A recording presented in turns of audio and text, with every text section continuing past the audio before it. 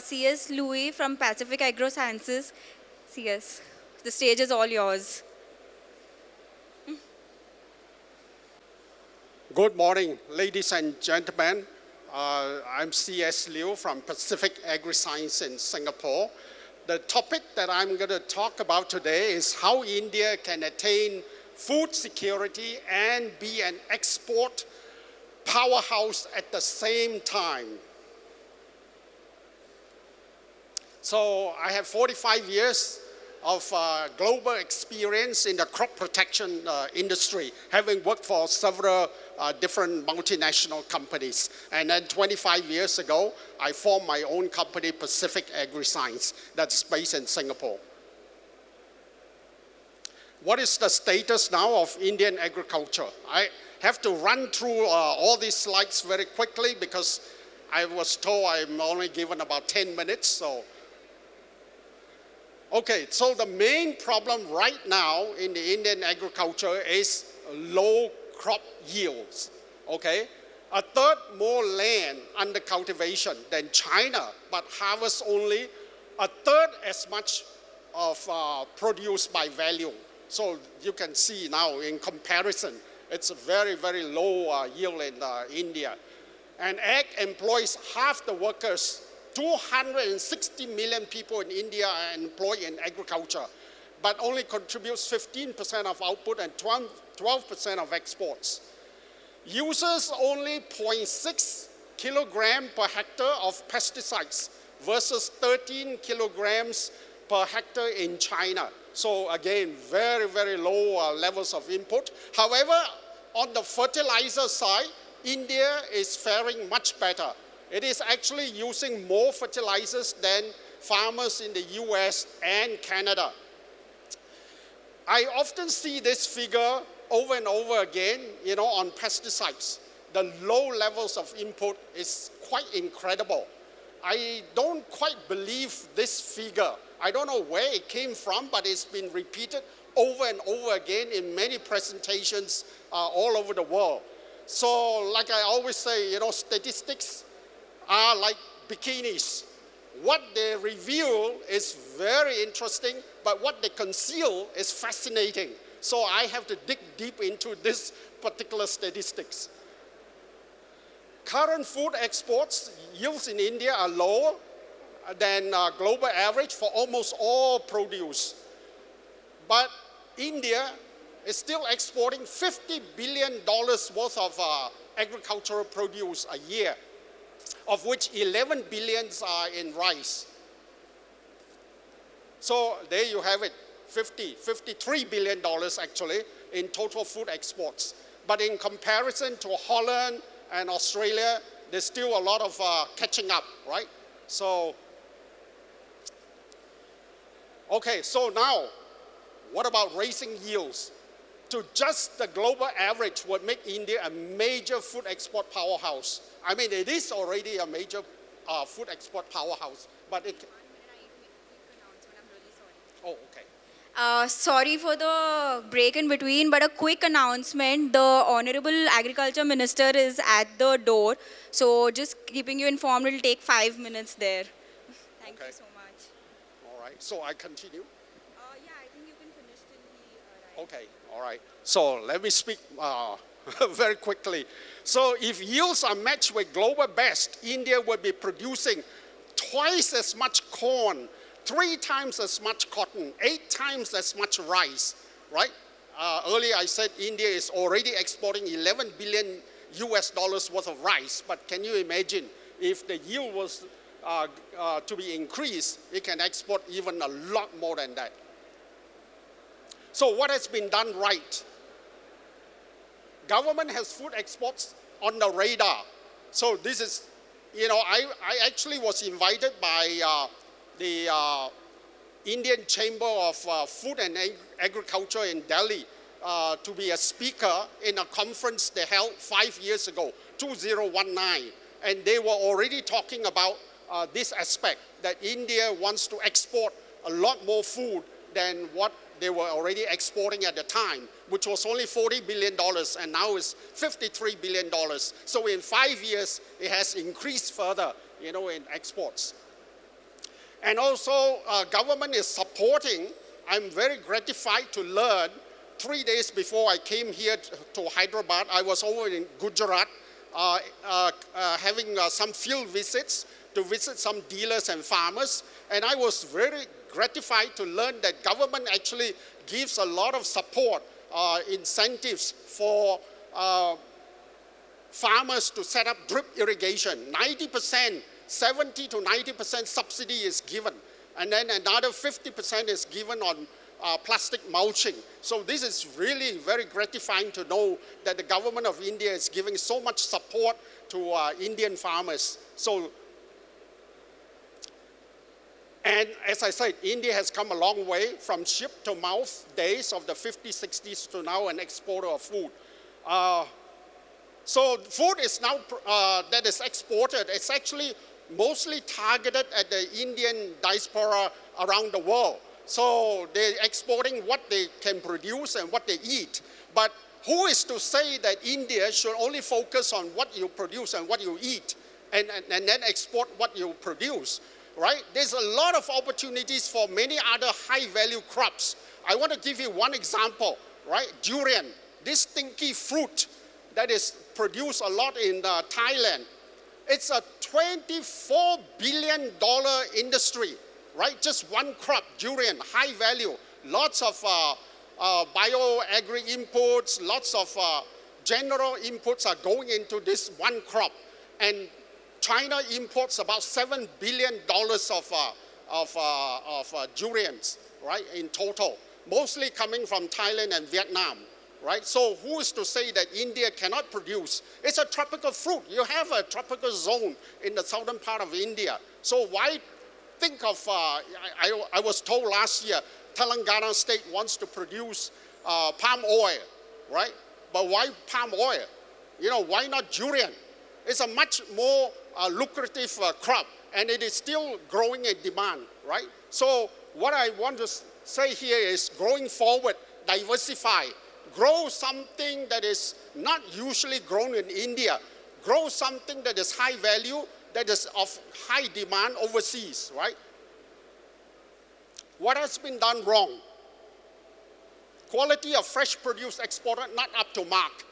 I'm seeing it in Singapore, where I come from. I go to the supermarkets, there's always a shelf stocked with Indian fresh produce like okra, you know, eggplants and whatnot. They're really not up to mark. And I was wondering why, because I'm an agronomist, agriculturist. I know you can produce much better than that. So I don't know why they were not up to mark. But after visiting Gujarat in the last 3 days, I could understand. There are lots of cultural practices at the farm level that are not done right. Okay, overusage of water. You know, you have okra, you have sugar cane, and you have bananas that are furrow irrigated. So much of water is wasted, right? They should have converted to drip irrigation. Like I said, there's a lot of government subsidy given to drip irrigation. Why not use more of that, right? And then use plastic mulch that's already produced in India by a company called Grow It. So I was traveling with them, and I was really an eye-opener to see, you know, what has been done wrong in terms of cultural practices.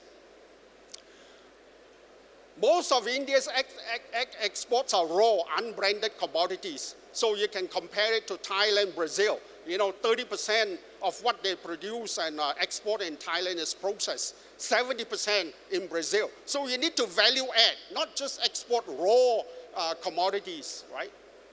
Government knee-jerk policies such as banning food exports and banning some chemical inputs that are needed. So this is also not the right way to go, because if you want to be an export powerhouse, you need to be seen to be a reliable, consistent supplier and not off and on kind of thing. Farmers not benefiting from international prices. So there are lots of issues pertaining to price and price controls in India, particularly in regard to staple foods like rice, right? So a lot of farmers are not actually benefiting from this because of these controls and also because of certain ways of doing it through middlemen who are also controlling the prices that the farmers get. So a lot of these need to be changed, and I also understand from my 3-day visit to Gujarat that there is already a very strong farmer cooperative movement in India. So that is the way to go, right? Farmers need to band together to buy better and to sell better. So a lot more needs to be done in that direction. Lack of international promotion. Many countries around the world actually have promotion of their food that they want to export. Brazil is a very good example. In Singapore, in the embassy of Brazil, there's even an agriculture attaché. So you can imagine they're very focused on promoting their food exports. So India needs to do a bit more of the same. Chemical residues damaging reputation. So last year there were reports of contamination, pesticide contamination in Indian spices in both Hong Kong and Singapore. Right? So, you know, you got to watch out. If you want to export, you must give strong focus on avoiding chemical residues in the exports. Okay, what it takes to achieve the goals of this topic, which is, as I said, to attain food security and at the same time be an export powerhouse. So government policies and support to make everyone sees agriculture and food production as a profit-making and export-earning sector rather than merely addressing food security, right? So you remember what I said earlier. Think of exports, right? Think of growing something that the world wants. Don't grow what you can grow and then export what you can grow. Think of what the rest of the world wants, right? The high-value crop like durian that I mentioned. I'm just using one example, right? Farming for profits and productivity and not a poverty elimination mindset. So like I said, be profit-oriented, right? The farmers need to understand this. The government needs to understand this. Focus on high-value crops, right? Think exports, like I said, again, durian is a good example. International promotion of Indian ag produce, right? Branding is also necessary. So in the supermarket shelves in Singapore, I see just the word India, right? Showing that those few items on the shelf are originating from India. But there's no branding, right? No one is branding it, and that is not the way to go. In fact, Thailand has already started that. A lot of the mangoes and durians and whatnot exported to Singapore are actually branded. You know, you can even trace it back to which packing houses are sending them overseas. So R&D is very important. I can understand that not enough R&D has gone into Indian agriculture. So gene editing, varietal improvements, water and soil conservation are all very important aspects that require a lot more investments. So here I can give you an example of where India is falling short, right? So only 0.7% of research spending as a share of ag GDP is invested in R&D, compared to 2.7% in USA and 3.3% in Australia. So there's a lot more that need to be invested in R&D in India.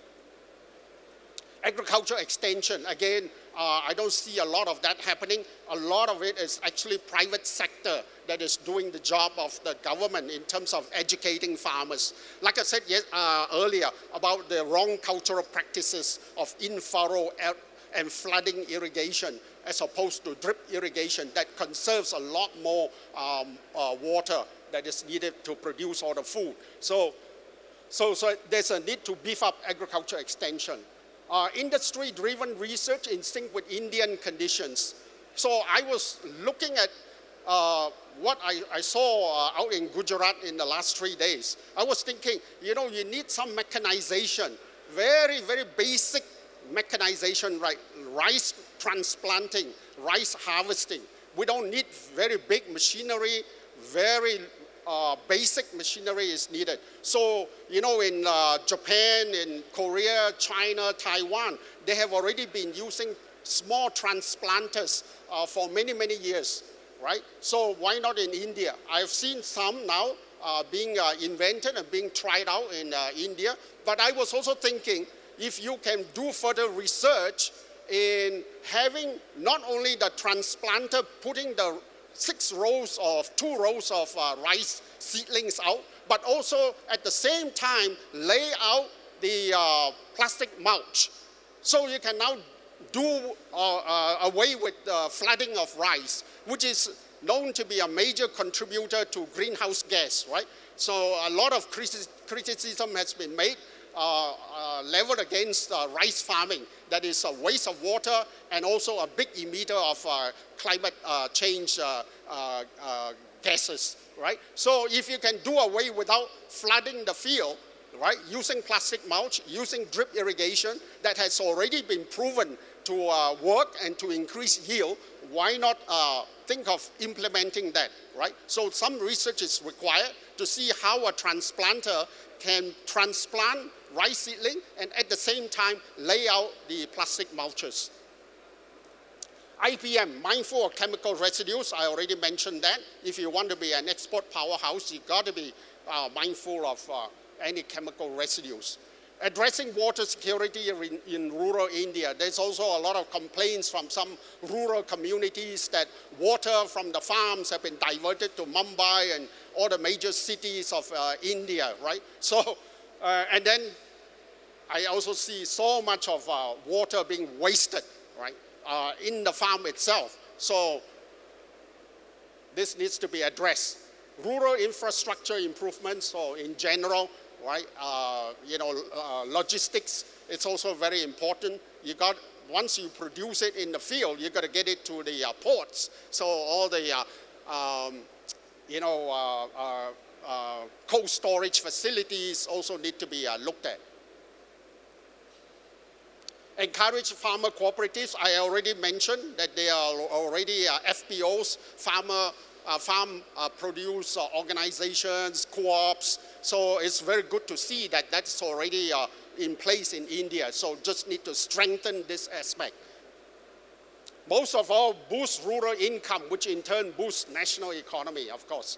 Okay, what it means to the crop protection industry. So look at this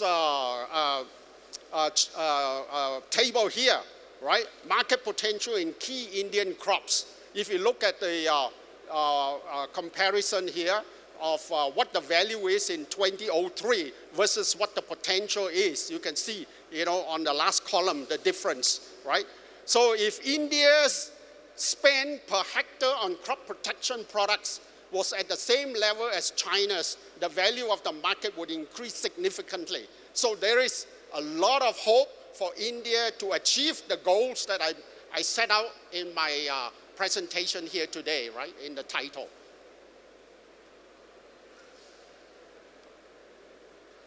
So very huge potential, as I said, for seed genetics, soil amendments, biologicals, cost-effective products that conserve water, biostimulants, PGPRs. Lots of these are already invented in India and produced in India. So you don't even have to think of importing more of these.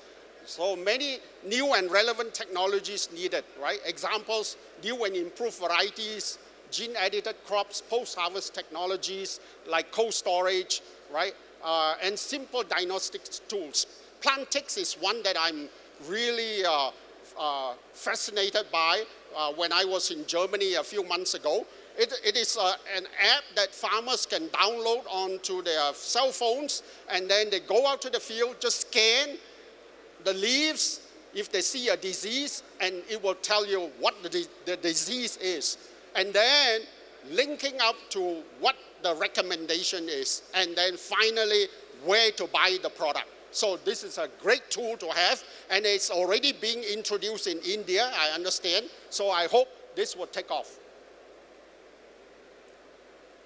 What's also needed are simple and cost-effective products and technologies. I already mentioned a company called Grow It. They are in crop protective covers, mulches, and also products that can help the farmers get all the cucurbits, up in the air rather than lying on the ground. So I understand lots of farmers are again doing it wrong.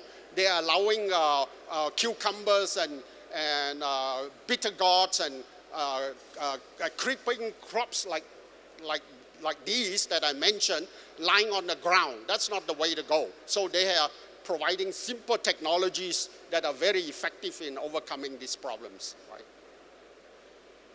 So what a lot of the farmers, millions of farmers in India need are not AI, IoT, blockchain, all these drones and whatnot that they cannot benefit from. What they need are very simple tools that are already available, that are already researched, that are already produced in India. Right? I don't have time now to show you some of these videos, so if you get a copy of this presentation, you can click on the links and see what I'm recommending, right? Very simple tools and technologies that farmers in India, millions of farmers can benefit. Thank you very much.